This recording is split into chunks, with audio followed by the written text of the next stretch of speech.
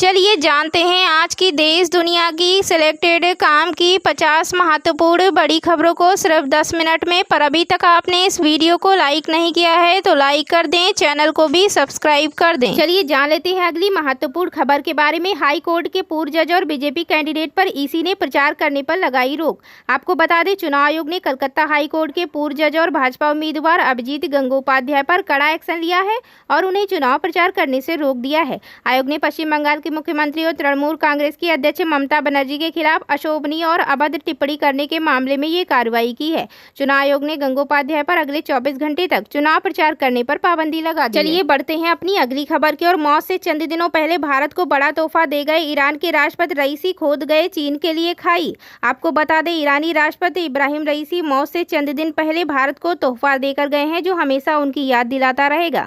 राष्ट्रपति रईसी को भारत ईरान के बीच मजबूत होते रिश्तों की अहम कड़ी माना जाता था। इसी महीने उन्होंने भारत को चाबहार पोर्ट के रूप में बड़ा तोहफा दिया था। इस डील के तहत भारत ईरान के चाबहार में शाहिद बेहसती बंदरगाह टर्मिनल का मैनेजमेंट देखेगा। इस डील के जरिए भारत को मिडिल ईस्ट देशों के साथ व्यापार करने का बढ़ाने का मौका मिलेगा और यह डील 10 सालों तक वैलिड रहेगी। इसी बीच बढ़ते हैं दोस्तों अपनी अगली खबर की ओर। कन्हैया कुमार पर हमला करने वाले आरोपी को जमानत मिल गई है। आरोपी का नाम अजय कुमार है, जिसने 17 मई को न्यू उस्मानपुर इलाके में उस वक्त कन्हैया कुमार पर हमला किया जब कांग्रेस प्रत्याशी चुनाव प्रचार के लिए आए थे। बता दें कि अदालत ने आदेश में कहा कि यह देखते हुए वर्तमान एफआईआर में शामिल अपराध 7 साल से कम कारावास से दंडनीय है। अभियुक्तों की स्वच्छ पृष्ठभूमि, प्रस्तुतियां और मामले की परिस्थितियों, गिरफ्तारी और जमानत के पहलू पर न्यायिक मिसालों को ध्यान में रखते हुए आवेदन आरोपी की जमानत की अनुमति दी जाती है। ईरानी राष्ट्रपति रईसी के हेलीकॉप्टर को स्पेस से बनाया गया था निशाना। शक के घेरे में मोसाद व खामेनेई का बेटा। दुर्घटना स्थल का फुटेज आया सामने।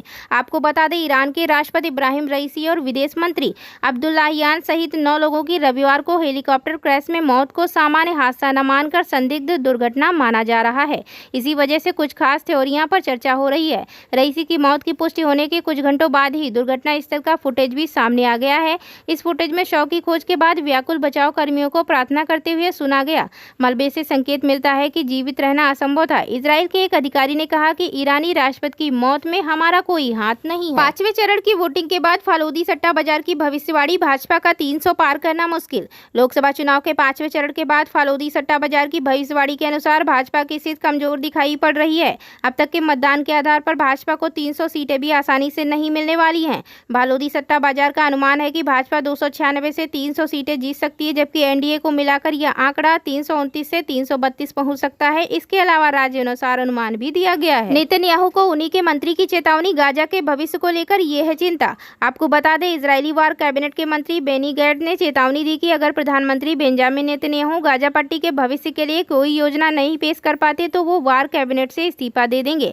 गैंट्स ने कहा कि उन्होंने सरकार के लिए 6 रणनीतिक उद्देश्यों को पूरा करने के लिए 8 जून का वक्त तय किया है। इन उद्देश्यों में गाजा में हमास का नियंत्रण खत्म करना और इलाके के लिए एक ऐसा नागरिक प्रशासन बनाना शामिल है जिसमें 1 से अधिक मुल्कों के प्रतिनिधि शामिल हों। स्मृति ईरानी के खिलाफ अमेठी की जनता में क्यों फूट रहा गुस्सा, राजपूतों ने बीजेपी को वोट न देने की खाई कसम। आपको बता दें, अमेठी में क्षत्रिय समुदाय के लोग स्मृति ईरानी के खिलाफ जगह जगह प्रदर्शन कर रहे हैं, कसम खा रहे हैं और लोगों को कस्में खिला रहे हैं कि इस बार बीजेपी को वोट नहीं देना है।